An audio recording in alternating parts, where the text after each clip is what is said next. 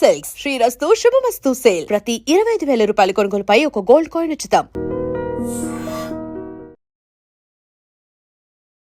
తల్లి కావాలనే కోరికని తీర్చుకోలేకపోతున్నారు అనేది ఇప్పుడుండే దాంట్లో ఇన్ఫర్టిలిటీ చాలా ఎక్కువగా చూస్తున్నాను. అంటే ఒక 10 మంది ఓపీకి వస్తే 8 మంది దాంతోనే బాధపడుతున్నారు. ఈ పిల్లలు లేకపోవడం వల్ల ఇప్పుడు ఒక గుప్పెడు మందులు తినేస్తున్నారు.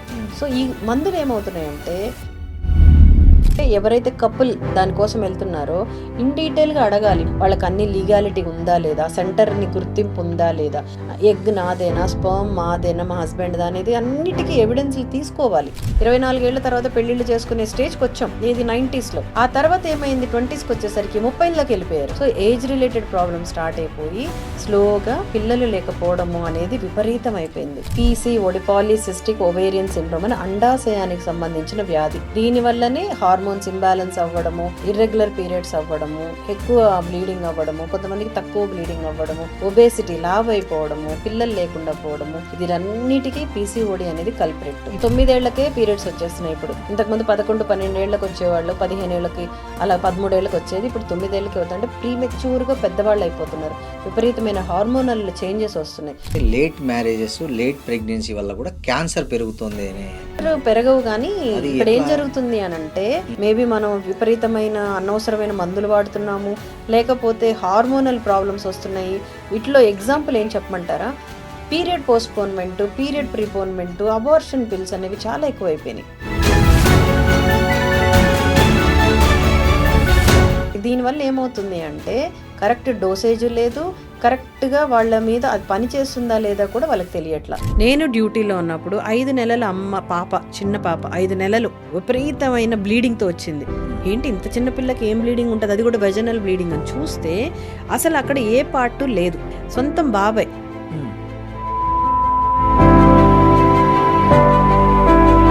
సర్జరీ 7 hours పట్టిందండి అవన్నీ సెట్ చేయడానికి, బ్లీడింగ్ ఆపడానికి. Welcome to iDream media. నేను మీ రొద్దం శ్రీనివాస్. ఇవాల్టి మన గెస్ట్ ఎవరో కాదు, ప్రముఖ గైనకాలజిస్టు డాక్టర్ స్రవంతి గాదిరాజు గారు. ఆమె గైనకాలజిస్ట్తో పాటు లాప్రోస్కాపిక్ సర్జన్ అండ్ సమాజ సేవలో కూడా ఆమె తన వంతు ప్రయత్నం చేస్తున్నారు. చాలా ఆదివాసీ మహిళల్లో అవగాహన నింపడం కానీ, తర్వాత అనాథ పిల్లల్ని దత్తత తీసుకోవడం కానీ, వికలాంగుల పిల్లలకి వాళ్ళకు సర్జికల్ ఇంప్లాంట్స్ అవన్నీ వాటికన్నిటికి కూడా సాయం చేస్తున్నారు. ఆమె ఇవాళ మనతో ఉన్నారు, మాట్లాడదాం. మామూలుగా గైనకాలజీకి సంబంధించిన ఇష్యూస్తో పాటు అనేక అంశాలు మాట్లాడదాం. నమస్తే. నమస్తే అండి స్రవంతి గారు, ఎలా ఉన్నారు? బాగున్నానండి. ఓకే, ఎలా ఉన్నారు? నేను బాగున్నానండి. స్రవంతి గారు, ముఖ్యంగా గైనకాలజీ అంటే ఇప్పుడు జర్నలిజంలో ఒక సూత్రం ఉంది, ఏంటంటే jack of all master of none అనేది జర్నలిస్టిక్ ఇది ఒకటి ప్రిన్సిపల్, జర్నలిస్టుల గురించి అంటుంటారు. అలా గైనకాలజిస్టులు చెప్పాల్సి వస్తే Jack of all master of some అని చెప్పొచ్చు. అంతే, అవునా? అంతే అంతే. సో ఎందుకంటే మ్యాక్సిమం ఫిల్టర్ అయిపోతాయి మీ దగ్గర. అంటే ఈ స్పెషలైజేషన్ అనేది తర్వాత విషయం కానీ, బట్ ఒక ఎంట్రీ లెవెల్లో అనేది ఫస్ట్ గుర్తొచ్చేది ఉమెన్కు కానీ అమ్మాయిలకు కానీ ఏ సమస్య వచ్చినా కూడా ఫస్ట్ గుర్తొచ్చేది గైనకాలజిస్ట్. సో అలా మీరు గైనకాలజిస్ట్ కావాలనే ఆలోచనకు ఏంటి మీకు స్ఫూర్తి ఏంటి? అంటే మామూలుగా చాలా ఉన్నాయి కదా కోర్సులు. సో మీరు గైనకాలజీని స్పెషల్గా సజెస్ట్ చేసుకోవడానికి ఏంటి? ఫస్ట్ ఆఫ్ ఆల్ డాక్టర్ అవ్వాలి అనేది నాకు చిన్నప్పటి నుంచి, మా మదర్ స్టాఫ్ నర్స్, ఆవిడతో పాటు హాస్పిటల్కి వెళ్ళి డాక్టర్కి ఒక ఇమేజ్, అంటే డాక్టర్ని దేవతలా చూస్తారు, దేవుళ్ళలా చూస్తారు అని నాకు ఒక 3 years నుంచి నాకు మనసులో పడిపోయి డాక్టర్ అవ్వాలి. దేవుడి తర్వాత అమ్మ చెప్పేది, ఎందుకమ్మా వీళ్ళని ఇంత ప్రత్యేకంగా చూస్తున్నారు అంటే, దేవుళ్ళ తర్వాత దేవుళ్ళు, వీళ్ళు ప్రత్యక్ష దైవాలు అంటారు, అందుకని వాళ్ళని కాళ్ళని మొక్కుతారు, వాళ్ళ ఫోటోలు పెట్టుకొని పూజ చేస్తారు, వాళ్ళ పిల్లల పేర్లని వీళ్ళ పేర్లు పెట్టుకోవడం, ఇవన్నీ చూసి బాగా ఇన్స్పైర్ అయ్యాను. అది కూడా కాకుండా నాకేంటంటే ఫస్ట్ నుంచి కొంచెం సర్జరీస్ చేయాలి అని ఒక చిన్న ఆసక్తి ఉండేది. దాని తర్వాత కొంచెం సమాజ సేవ కూడా చిన్నప్పుడే, అమ్మ కొంచెం హెల్పింగ్ నేచర్ ఎక్కువ, ఆవిడతో పాటు అనాథ శరణాలయంకి వెళ్ళడం అలాంటివి చేసేటప్పుడు, సో మెడికల్ ఫీల్డ్ అయితే మనం ఎక్కువ సేవ చేయొచ్చు అనేది ఒకటి పడింది నాకు. మొత్తానికి సేవ చేయడం ఇంట్రెస్ట్, మనం బతుకుతూ ఇంకొకరికి బతుకునివ్వాలి అనేది సేవలో కాన్సెప్ట్. మామూలుగా అందరూ అందుకనే సేవ చేస్తారు.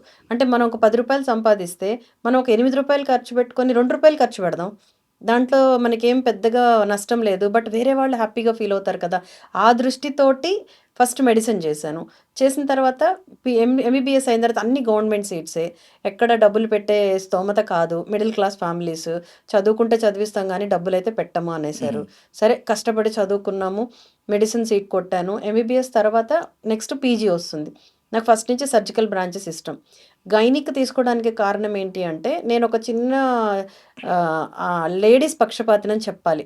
అంటే చిన్నప్పటి నుంచి లేడీస్ మీద దౌర్జన్యాలు, అంటే హస్బెండ్ కొట్టడాలు, లేకపోతే చంపేయడాలు, ఇవన్నీ కొంచెం కొంచెం చూస్తూ ఉన్నాను. చదువుకునేటప్పుడే తెలిసేది. న్యూస్ పేపర్‌లో చూస్తే వయలెన్స్ ఎక్కువ ఉంది లేడీస్ మీద. అండ్ వాళ్ళు ఎవరికీ చెప్పుకోలేకపోతున్నారు. ఫ్యామిలీలో చెప్పుకోలేరు. సో, ఒక గైనకాలజిస్ట్ అయితే మనం వాళ్ళతోటి దగ్గరికెళ్ళొచ్చు. ఆ లేడీ దగ్గరికెళ్ళొచ్చు. వాళ్ళు మన దగ్గర మాట్లాడొచ్చు. సో, ఆ ఉద్దేశంతోటి లేడీకి సంబంధించింది తీసుకోవాలనిపిస్తుంది. అంటే మగవాళ్ళ మీద కోపం కాదు. బట్ ఒక చిన్న వాళ్ళ పక్షపాతం. పట్ల కన్సర్న్. కన్సర్న్. బికాజ్ వాళ్ళేంటంటే తల్లిగా, చెల్లిగా, ఒక కూతురుగా పెద్దవాళ్ళు అయ్యే కొద్దీ బాధ్యతలు పెంచుకుంటున్నారు గానీ, వాళ్ళకంటూ హెల్త్ గానీ, వాళ్ళకంటూ హ్యాపీనెస్ గానీ, వాళ్ళకంటూ ఒక క్లోజ్‌గా చెప్పుకునే ఇది లేకుండా పోతుంది. Because of various reasons. చిన్నప్పటి నుంచి వాళ్ళకి చాలా రకరకాల అడ్డంకులని చెప్పగలుగుతాను. సో, దాంతోటి ఏమనిపించిందంటే లేడీస్‌కి దగ్గరగా ఉండాలి అని అనిపించింది. సో, వాళ్ళతో పంచుకోవాలి. వాళ్ళకేమైనా మన వైపు నుంచి సహాయం చేయగలమా? అలా ఉద్దేశంతోటి సర్జికల్ బ్రాంచ్, గైనిక్ అయితే ఇవి నేను అనుకున్నట్టు. దాంట్లో కూడా నాకు కొంచెం ఆంకాలజీ మీద ఇంట్రెస్ట్. క్యాన్సర్స్ గురించి. సో, గైనిక్ ఆంకాలజీ కూడా ఫెలోషిప్ యూఎస్‌లో చేశాను దాని గురించి. సో, ఇంకొంచెం దాంట్లో మాస్టరీ చేయొచ్చు అనే ఉద్దేశంతోటి నేను గైనిక్ తీసుకోవడం జరిగింది. సో, ఇన్నేళ్ల నుంచి మీరు గైనకాలజిస్ట్‌గా పనిచేస్తున్నారు. లాప్రోస్కోపిక్ సర్జన్‌గా కూడా చేస్తున్నారు. మీరు ఆ లేడీస్ మీ దగ్గరికి చాలామంది వస్తుంటారు. మీరు అబ్జర్వ్ చేసిన మోస్ట్ కామన్ ప్రాబ్లమ్ ఏంటండి మీ ఎక్స్‌పీరియన్స్‌లో మామూలుగా అయితే లేడీస్‌లో? గైనిక్ ఆప్స్‌లో 2 ఉంటాయండి. ఒకటి ప్రెగ్నెన్సీస్, ఇంకొకటి గైనిక్ ప్రాబ్లమ్ అంటే గర్భసంచుల వ్యాధులు, అండాశయం వ్యాధులు. ప్రెగ్నెన్సీస్ అయితే ఇప్పుడు చూస్తే ఇన్‌ఫర్టిలిటీస్ చాలా ఎక్కువైపోయినాయి. పిల్లలు లేకపోవడం. హ్మ్. బాధ వర్ణనాతీతం.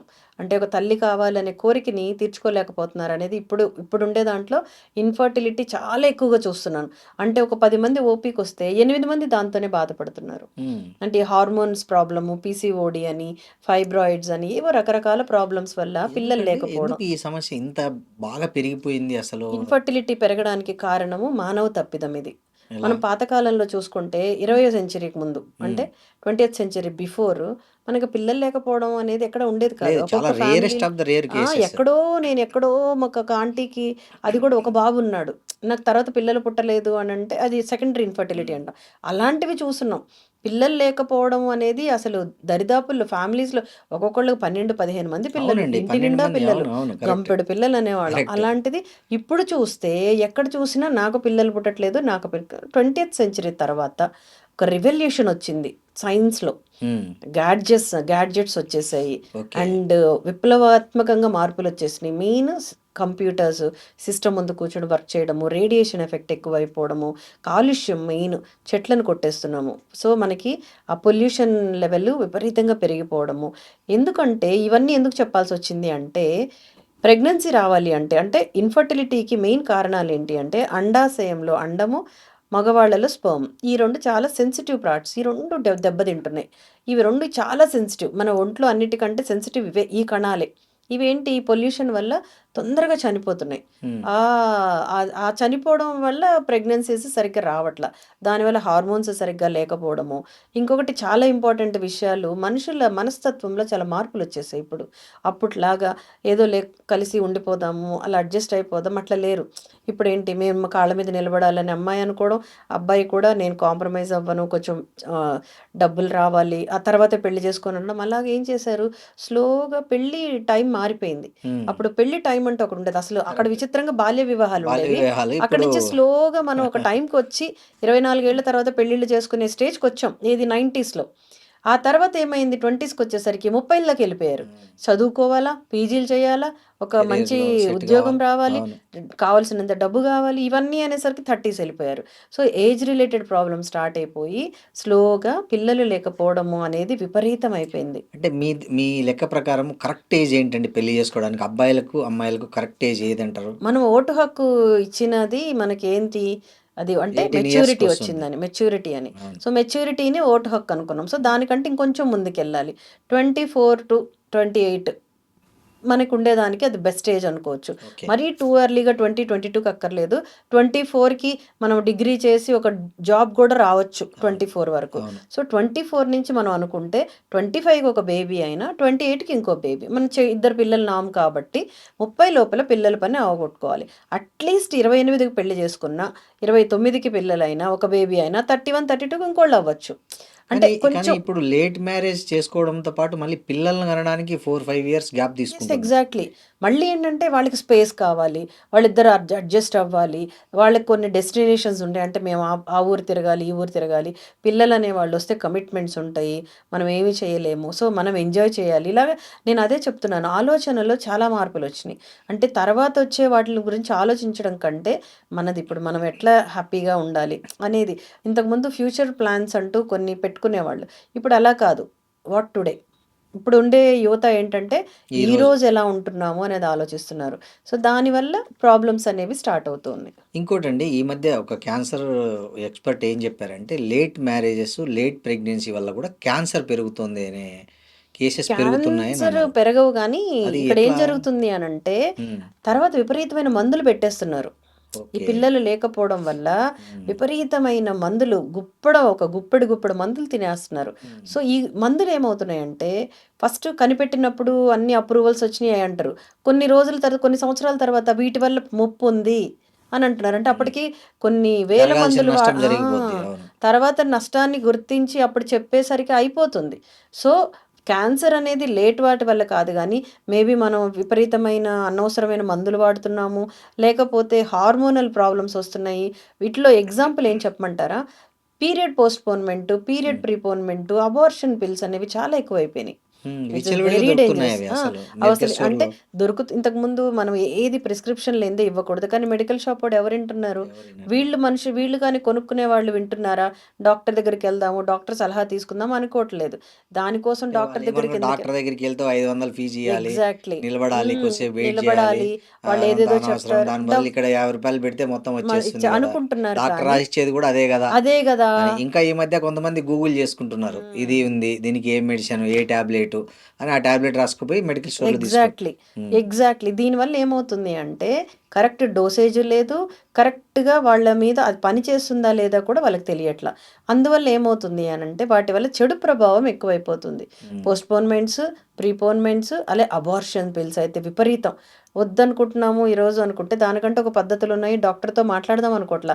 మెడికల్ షాప్ వెళ్లి ప్రెగ్నెన్సీ పాజిటివ్ వచ్చిందంటే వాడు ఇప్పుడు మెడికల్ షాప్ అతనికి ఎంతుంటదండి నాలెడ్జ్? అవును. ఆయనకి ఏ బ్రాండు ఎంత ఎక్కువ మంది ఇవ్వాలి? సర్టిఫికేట్ బీ ఫార్మ్స్ పెట్టుకుంటారు కానీ అంతే దాంట్లో కదా! అమ్మేదంతా 10th ఇంటర్ వాళ్ళే ఇప్పుడు ఎక్కువ. ఉమ్, ఎంబీబీఎస్ వాళ్ళు ఏ విధంగా పోటీ అవుతారు? ఏ విధంగా కాదు. ఆ నాలెడ్జ్ వాళ్ళకి ఎక్కడి నుంచి వస్తుంది? ఎటువంటిది రాదు.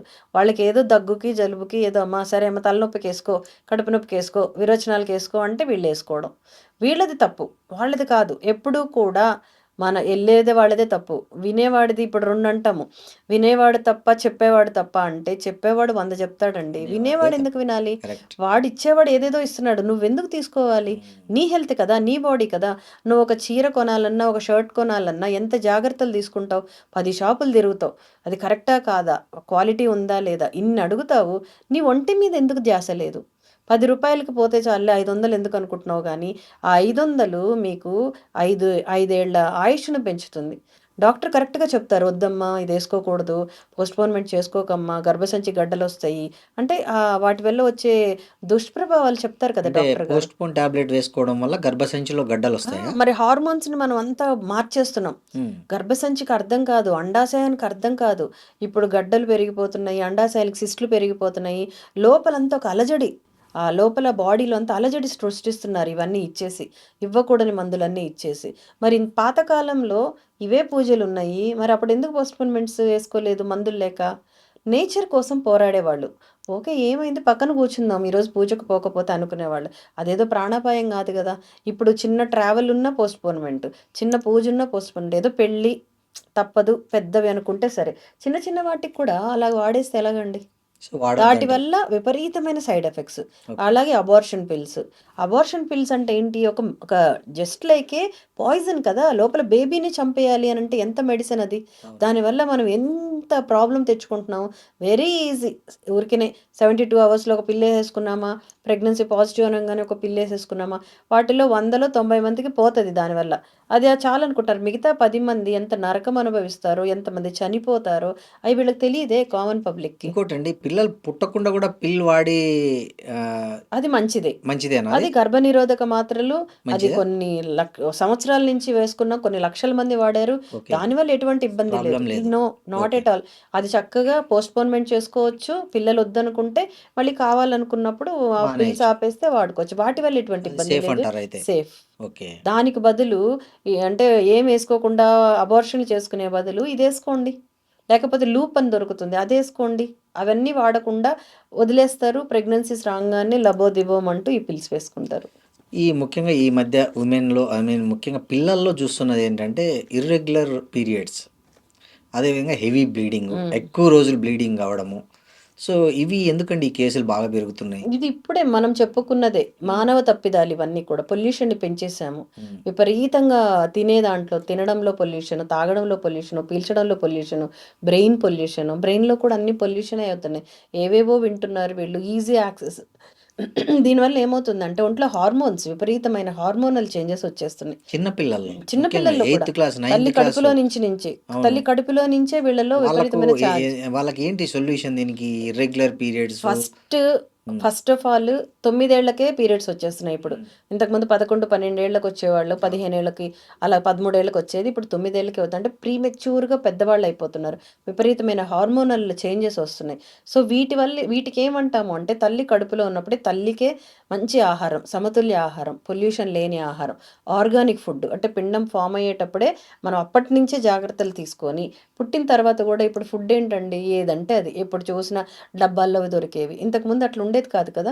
మనం ఇంట్లోనే అన్నం ప్రాసెస్డ్ వండేవాళ్ళము. ఫుడ్ మంచిది కాదు. ఎగ్జాక్ట్‌లీ. హ్మ్. ప్రాసెస్డ్ ఫుడ్ ఒద్దు. మొబైల్స్ ఇవ్వద్దు మెయిను. జింకు. మెయిన్ మొబైల్స్ ఇవ్వద్దు. హ్మ్. మొబైల్స్ వల్ల రేడియేషన్. రేడియేషన్ వల్ల ఒంట్లో హార్మోన్స్ అంతా కూడా ఇష్టం వచ్చినట్టు అయిపోతున్నాయి.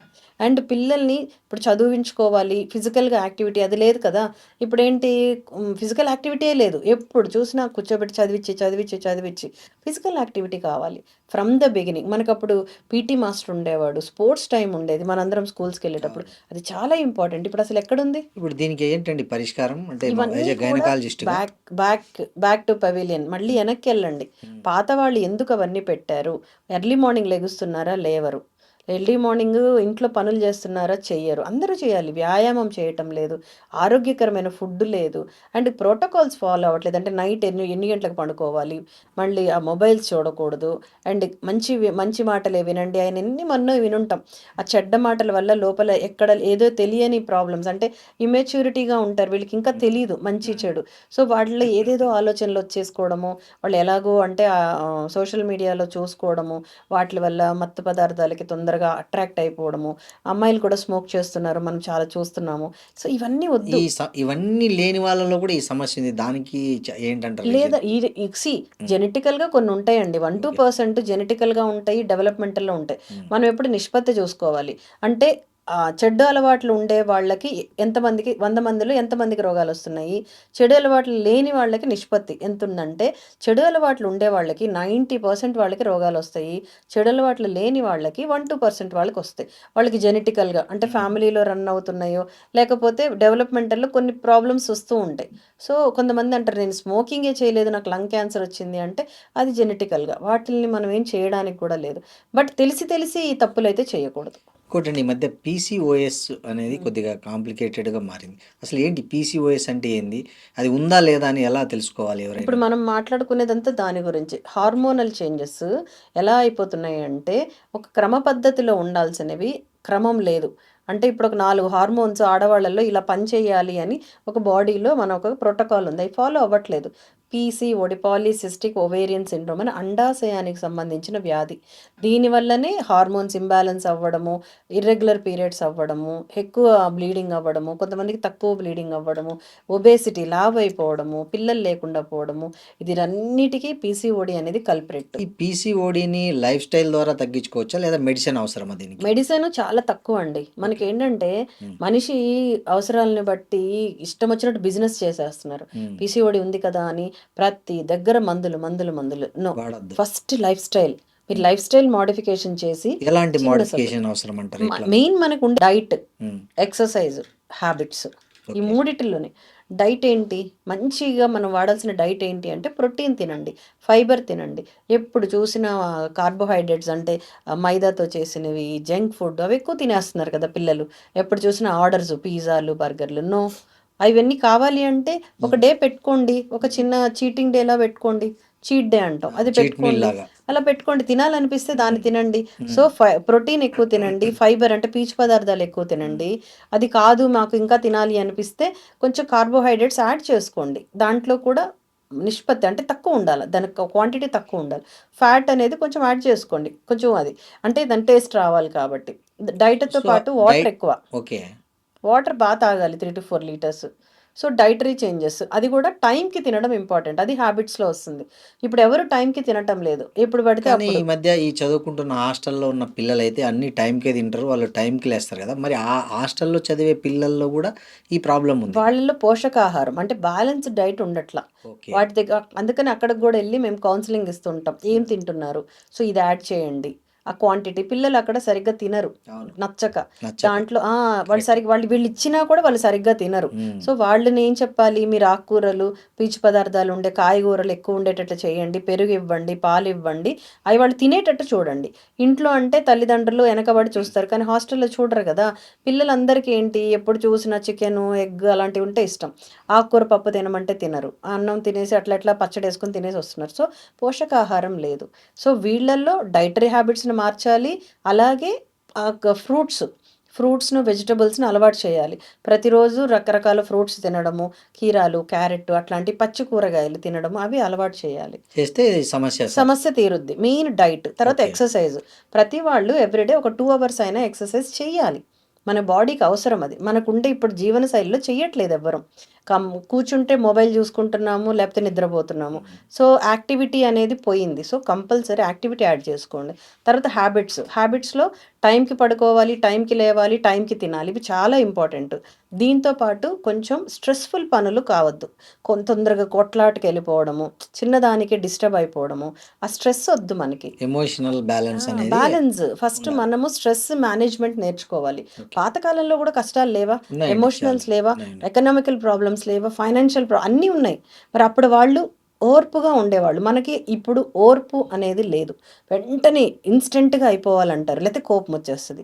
పిల్లల్ని కూడా చూడండి, సూసైడ్ ఎక్కువైపోయినాయి. ఉమ్. ఈ చిన్న పిల్లలు, ఏ, 9వ క్లాస్ వాడికి సూసైడ్, 9 ఏళ్ల వాడికి సూసైడ్, ఎట్లండి ఇవి? అంటే వాళ్ళల్లో ఇవేమంటే ఈజీగా అబ్నార్మల్ చూసేస్తున్నారు, ఎమోషన్ లెవెల్. ఎమోషన్స్ చూసేస్తున్నారు కదా. అమ్మాయి మాట్లాడకపోతే కోపం, ఈ అబ్బాయి మాట్లాడకపోతే కోపం, డాడీ అడిగింది ఇవ్వకపోతే కోపం, మమ్మీ వంటమంటే ఇది తినకపోతే, ప్రతి దానికి వాళ్ళు డిస్టర్బ్ అయిపోతున్నారు. సో మనం దాన్ని వాళ్ళకి కౌన్సిలింగ్ పార్ట్ చాలా చేసుకోవాలి.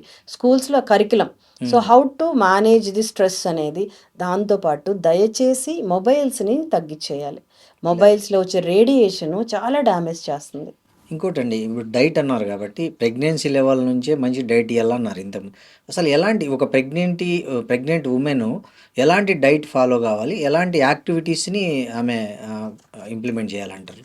అసలు దీనికంటూ స్పెషల్గా ఏం ఉండదండి. ఓకే. పాతకాలంలో ఏముండేవి, మంచిగా కడుపు నిండా పొద్దున బ్రేక్ఫాస్ట్, మధ్యాహ్నం లంచ్, తర్వాత నైట్కి ఎర్లీగా డిన్నర్ చేసి పడుకునేవాళ్ళు. మధ్యలో ఒక ఫ్రూట్సో లేకపోతే పాలు తాగడము ఇలాంటివి, మజ్జిగ తాగడం ఇలాంటివి. ఇప్పుడు ఇవన్నీ ఫాలో అవ్వట్లా. బ్రేక్ఫాస్ట్ అనేది ఆల్మోస్ట్ 11 o'clockకి వెళ్ళిపోతుంది. ఈవెన్ ప్రెగ్నెంట్స్ కూడా వాళ్ళు అది ఫాలో అవ్వాలి. టైంకి బ్రేక్ఫాస్ట్ ఏదన్నా కూడా మంచిగా వాళ్ళు తినగలిగినంత. కాకపోతే యూరిన్ మోషన్ ఫ్రీగా ఉండాలి. అంటే వాళ్ళకి మోషన్ ఫ్రీగా, కాన్స్టిపేషన్ అంటాం కదా, మలబద్ధకం కానీ ఫుడ్స్ వాళ్ళు చూసుకోవాలి. వాటిలో ఎక్కువ ఎప్పుడు ఫైబర్ అంటే పీచు పదార్థాలు ఎక్కువ ఉండే ఫుడ్ని మనం ఎక్కువ తీసుకోవాలి. డీప్ ఫ్రైస్లో ఆయిలీ ఫుడ్ అంటే పూరీలు అట్లాంటివి ఎక్కువ కాదు, తినొచ్చు ఎప్పుడైనా ఎప్పుడో ఒకటి ఒకసారి. తినడంలో తప్పు లేదు. సో వాళ్ళ ఫుడ్ ఎలా ఉండాలి అని అంటే ఎక్కువ ఈజీగా అరుగుదల ఉండేది, దాని ద్వారా శక్తి రావాలి. పప్పు చాలా మంచిది, అంటే ఎన్ని పప్పులు మన పల్సెస్ అంటాం, అవును. వాటన్నిటిలో శక్తి బాగా వస్తుంది, అది యాడ్ చేసుకోండి. కూరగాయలు డీప్ ఫ్రైస్ కాకుండా మంచిగా బాయిల్ చేసుకొని తినండి, అంటే చిన్న మీడియం ఫ్రై అంటాం కదా, సాంబార్ అలాంటిది లాగా. చేసుకో. ఎస్, చాలా. అలాగే ఇప్పుడు దొండకాయ ఫ్రై, బెండకాయ ఫ్రై, అంటే ఆకుకూరలు ఫ్రై, ఆకుకూరలు ఫ్రై వాటన్నిటిలో ఏంటంటే ఒక చుక్క ఆయిలే పడుద్ది. ఉమ్. మినిమం ఆయిల్ అయితే కావాలి బాడీకి. అలాగని డీప్గా ఈ బజ్జీలు, సమోసాలు ఇలాంటివి వద్దు. ఓవర్ ఫ్రై ఐటమ్స్ వద్దంటారు. ఫ్రైడ్ ఐటమ్స్ వద్దు. అలాగే ఆలు ఎక్కువ తినకూడదు. అంటే అవన్నీ కార్బోహైడ్రేట్స్ అంటాం. తర్వాత మధ్యాహ్నము మంచిగా ఒక చపాతీ, అంత అన్నము, ఎక్కువ కూరలు. అన్నం తక్కువ, కూరలు ఎక్కువ. ఎప్పుడు కూడా మనది అదే ఫుడ్ అలాగే ఉండాలి. దాంతోపాటు కంపల్సరీగా పెరుగు అనేది చాలా ఇంపార్టెంట్. పెరుగు అనేది ప్రీబయోటిక్. మనకి లోపలంతా డైజెషను, అన్ని మలినాలనంతా తీసేస్తది. సో, అది కంపల్సరీగా యాడ్ చేయండి. బ్రేక్ టైంలో ఒక ఫ్రూట్ తినండి. 4:00, 5:00కి. కాఫీలు, టీలు అనేది ఒక అడిక్షను. వాటిని తీసుకోకపోవడమే మంచిది నా ఉద్దేశంలో. ఆ ప్లేస్‌లో పాలు గానీ, మజ్జిగ కానీ, రాగి జావ ఇలాంటివి యాడ్ చేసుకోండి. మంచిది. రాగి జావ ఈజ్ వెరీ గుడ్. అలాగే నైట్ కూడా అర్లీగా డైట్ తొందరగా 8:00కే ఏదో ఒకటి జొన్న రొట్టె తింటారా? రాగితో ఏదైనా ముద్ద తింటారా? లేదా రైస్ తింటారా? ఇది ప్రెగ్నెన్సీలో కొన్ని రకాల ఫ్రూట్స్ కొన్ని అవాయిడ్ చేయాలంటారు, అది అస్సలు కరెక్ట్? ఉండదండి. బొప్పాయి హ్యాపీ ఎగ్జాంపుల్. అది అదేదో ఉంది మిస్నామర్స్. అవసరం లేదు. కానీ ఇట్స్ ఓకే. వద్దు అనుకుంటే వద్దు. మనకెందుకు అలాగా స్ట్రెస్? అది తినేసాను ఏమైందో, నువ్వులు తింటే ఏమైందో? So, that's fine. ఒక 2, 3 కదా! అలా ఇవ్వకండి. మేమైతే సైంటిఫికల్‌గా బుక్‌లో ఎక్కడా లేదు. అయినా కూడా వద్దు అనుకుంటే వద్దు. అవాయిడ్ చేయండి వద్దు అనుకున్న ఫుడ్. సార్, ఈ మధ్య ఈ ఈ కుటుంబ నియంత్రణ మీద కూడా చాలా రకరకాల అపోహలు ఉన్నాయి జనాలకి. ఎస్. సో కొన్ని చేసుకుంటే బెటరు, కొన్ని ఇంకోటి మేజర్గా కుటుంబ నియంత్రణ అంటే లేడీసే చేయించుకుంటున్నారు. పురుషుల్లో కూడా కుటుంబ నియంత్రణ ఉంది, కానీ చాలా రేరెస్ట్ ఆఫ్ ద రేర్ ఉంటారు. 100 మంది తీసుకుంటే 99 మంది ఉమెన్ ఉంటున్నారు, ఒక పర్సన్ మేల్ ఉంటున్నాడు. ఈ కుటుంబ నియంత్రణలో నిజంగా ఏది బెస్ట్? దానికి కొన్ని ఆపరేషన్స్ చేయించుకోవడం వల్ల చాలా లావ్ అయిపోతున్నాం మేము, ఈ ఆపరేషన్ చేసుకొని మేము ఇంత లావ్ అయ్యాం, లేకపోతే బాగా సన్నగా ఉన్నాం అనే కామెంట్స్ కూడా వింటుంటాం. ఎస్. ఇది ఎంతవరకు కరెక్ట్? ఫస్ట్ పాయింట్ ఏంటంటే సర్జరీ చేసుకుంటే లావ్ అవుతున్నాం అనేది తప్పు. అది అసలు మిస్నామర్. ఓకే. ఎందుకు లావ్ అవుతారు అంటే ఏ చిన్న సర్జరీ అయ్యంగానే అందరు విపరీతంగా టెన్షన్ పడిపోయి కూర్చొని తింటుంటారు. రెస్ట్ టోటల్గా రెస్ట్లోకి వెళ్ళిపోతారు. బెడ్ మీద నుంచి లేవరు. సో దానివల్ల లావ్ అవుతారు. కానీ ఏ సర్జరీ ప్రపంచంలో ఏ సర్జరీతో లావ్ అవ్వరండి. ఓకే. అది పెద్ద మిస్నామర్.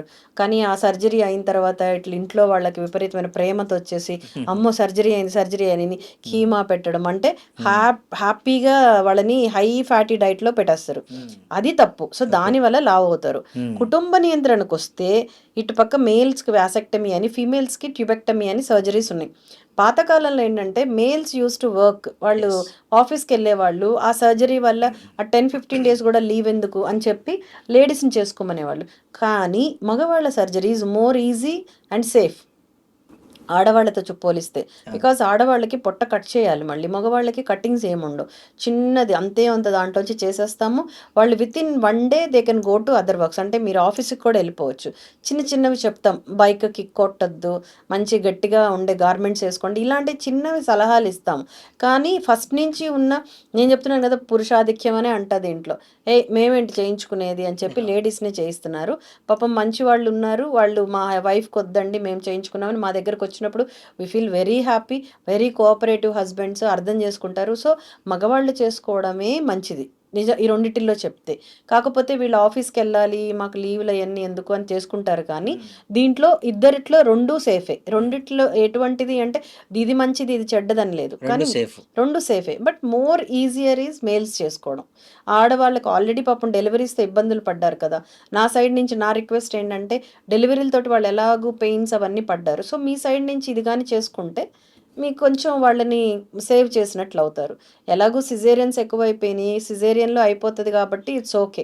కాకుండా చేసుకోవాల్సి సపరేట్గా వచ్చినప్పుడు నార్మల్ డెలివరీస్ కానీ కొంతమంది కొన్ని రోజుల తర్వాత చేసుకుందాం అనుకున్న వాళ్ళు మళ్ళీ ఆడవాళ్ళని ఇబ్బంది పెట్టకుండా కొంచెం పెద్ద మనసుతోటి మగవాళ్ళు కానీ చేసుకుంటే అది చాలా బెనిఫిట్. ఈ మధ్య అండి ఇంకొకటి, చాలామంది సింగిల్ చైల్డ్ పేరెంట్స్ ఉంటున్నారు. సో కొన్ని దురదృష్టకర సంఘటనల్లో ఆ పిల్లలు ఏదో ఒకటి కావడము అట్లా జరుగుతుంది. అలాంటి టైంలో మళ్ళీ అసలు తిరిగి ఆపరేషన్ చేయించుకుంటే పిల్లలు పుట్టే అవకాశం ఉందా? ఎస్. ట్యూబల్ రీకెనలైజేషన్ అంటాం. ట్యూబ్స్ అని ఉంటాయి, ఫాలోపియన్ ట్యూబ్స్. వాటిల్ని కట్ చేసేస్తాం అనమాట పిల్లలు వద్దు అనుకుంటే. ఎవరికైనా అంతే. వాసెక్టమీలో కూడా వాస్ అని ఉంటుంది, దాన్ని కట్ చేస్తాం. అనిమల్స్లో కూడా సేమ్ ఇలాంటివి ఉంటాయి, కట్ చేస్తాం డక్ట్స్. వీటిని మళ్ళీ రీయూనైట్ చేయొచ్చు. సేమ్ ఇప్పుడు వాటర్ పైప్ డిస్కనెక్ట్ అయిపోతే మళ్ళీ దాన్ని పక్కన ఎలా పెడతామో దాన్ని చెయ్యొచ్చు, ఛాన్సెస్ ఉంటాయి. బట్ నిష్పత్తి. అంటే కట్ చేసినప్పుడు ఆ ట్యూబ్‌ని ఎంత కట్ చేశారు? ఇప్పుడు మనం చేసినప్పుడు ప్రాపర్‌గా సెట్ అయిందా లేదా?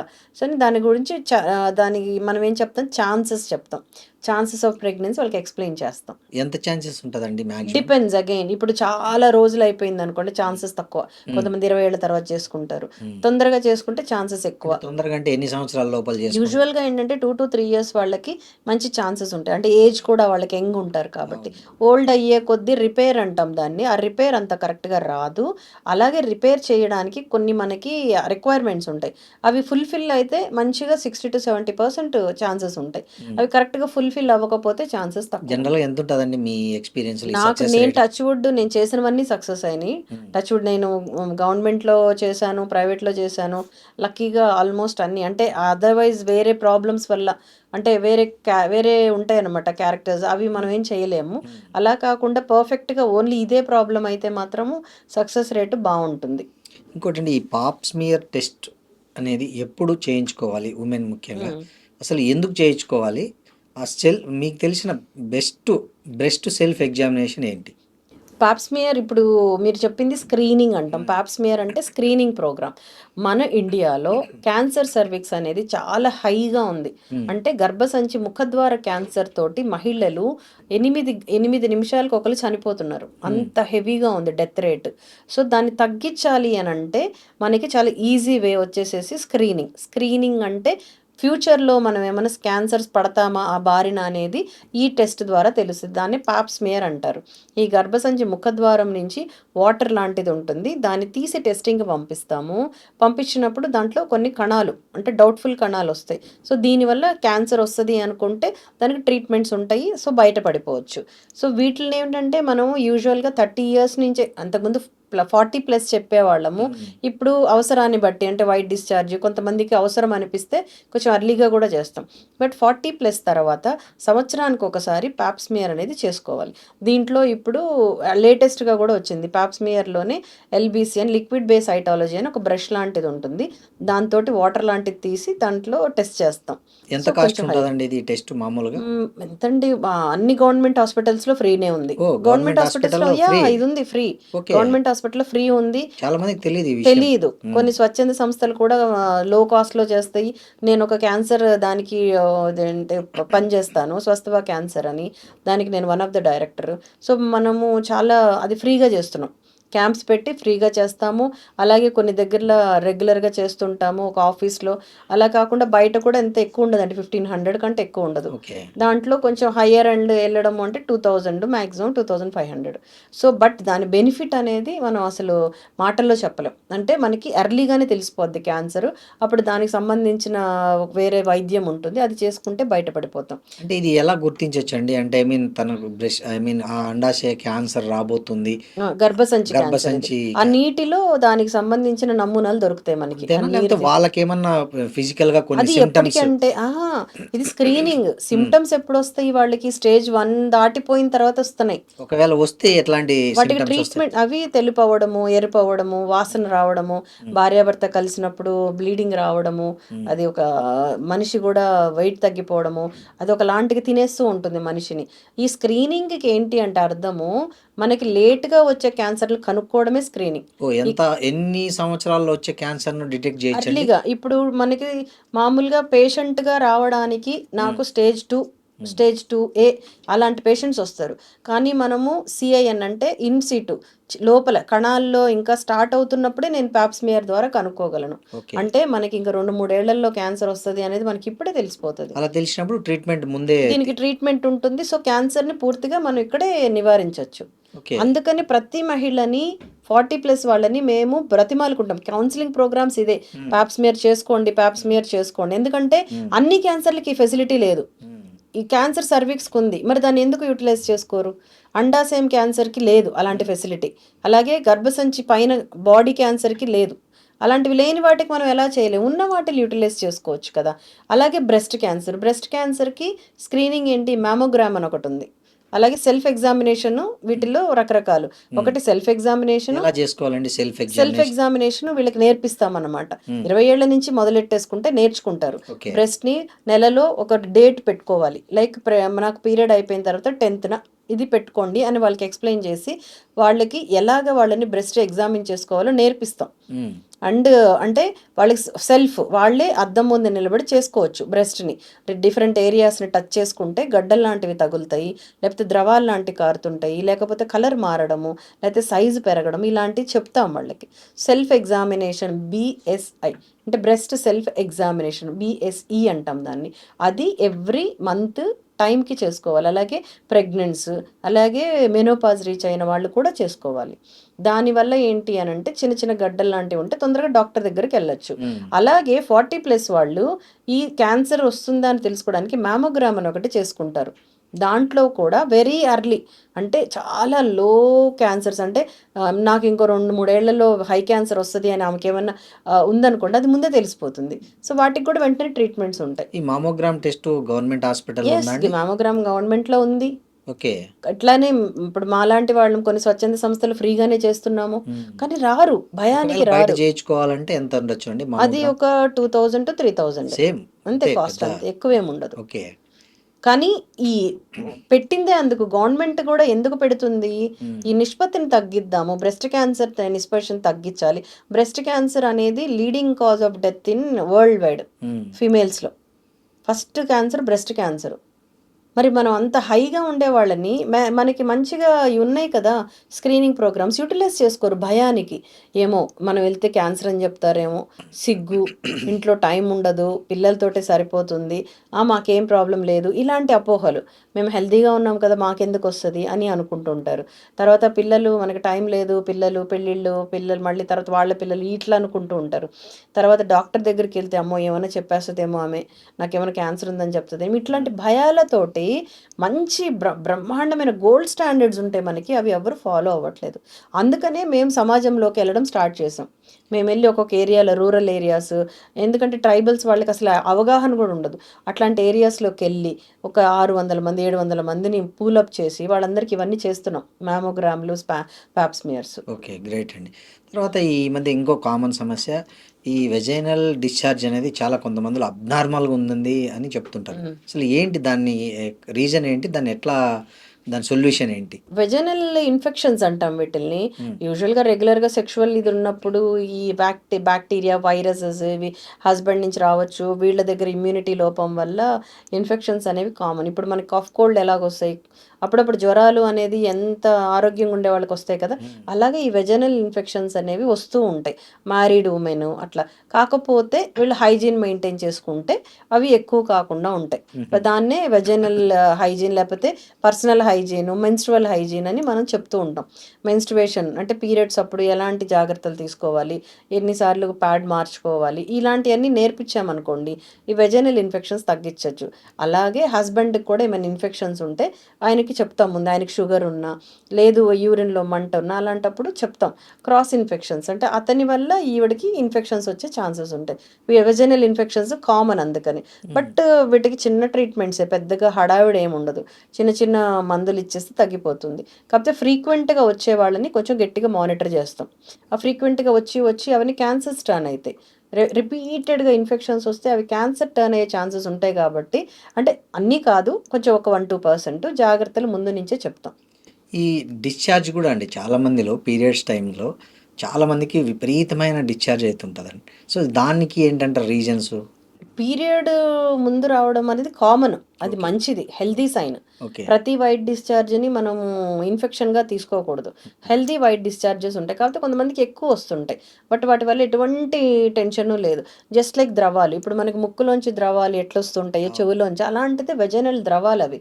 వాటి వల్ల అందరికీ హార్మ్ఫుల్ ఉండవు. ఎప్పుడైతే అవి వాసనతో కూడి, దురదలతో కూడి, లేకపోతే వాళ్ళకి బ్లడ్ రావడము, అది ఎంత పొక్కులు రావడం అలాంటివి ఉంటేనే బాధపడాలి. నార్మల్గా వైట్ డిశ్చార్జ్ని మనము అది హెల్దీ వైట్ డిశ్చార్జ్, దాన్ని పెథాలజికల్ అనుకోకూడదు, అంటే వ్యాధిగా అనుకోక్కర్లేదు. ఒకటండి, ఈ మధ్య ప్రీ మొనోపాజ్ కేసెస్ బాగా ఎక్కువైతున్నాయి, ఎందుకంటారు? అసలు అర్లీగా అయిపోతున్నారు, మెనోపాజ్ తొందరగా రీచ్ అయిపోతున్నారు. సేమ్ ప్రాబ్లమ్ మనకుండే హార్మోనల్ ఇంబ్యాలెన్స్, మెయిన్ రేడియేషన్.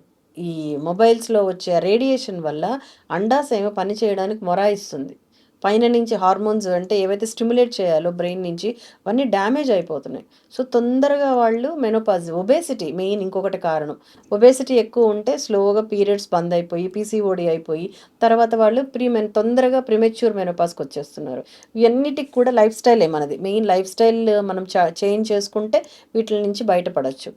ఈ మొనోపాజ్ స్టేజ్లో విపరీతమైన మూడ్ స్వింగ్స్ ఉంటాయంటారు, కరెక్టేనా? అవును. చాలా.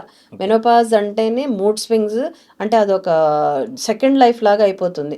విపరీతంగా వాళ్ళకి ఒక పట్ట చెమట పట్టడము, దాన్ని హాట్ ఫ్లాషెస్ అంటారు, మూడ్ స్వింగ్స్ ఉంటాయి, సూసైడల్ టెండెన్సీస్ అంటారు, ఒళ్ళు నొప్పులు రావడం ఇలాంటివి వస్తూ ఉంటాయి. సో మెనోపాజల్ చేంజెస్ని మనము ఫస్ట్ కౌన్సిలింగ్ ద్వారా, తర్వాత చిన్న చిన్న మందుల ద్వారా వాటిని మెయింటైన్ చేయొచ్చు. ఈ మగవాళ్ళలో కూడా ఇది ఉంటుందండి మెనోపాజ్ ఎస్, సింటమ్స్? 40+ తర్వాత వాటిని మెనోపాజ్ అంటాము. పీరియడ్ ఆగిపోవడమే కాదు, మెనోపాజల్ సిమ్టమ్స్. ఇక్కడ మెనోపాజ్ అంటే ఏంటి? మెన్ పాజ్ అంటే పీరియడ్ రావడం పాజ్ అయిపోయిందని. కానీ ఏవైతే హార్మోనల్ చేంజెస్ ఉన్నాయో మగవాళ్ళకు కూడా హార్మోన్స్ ఉంటాయి. పాతకాలంలో వానప్రస్థం అనేవాళ్ళం ఈ 40+ వాళ్ళని.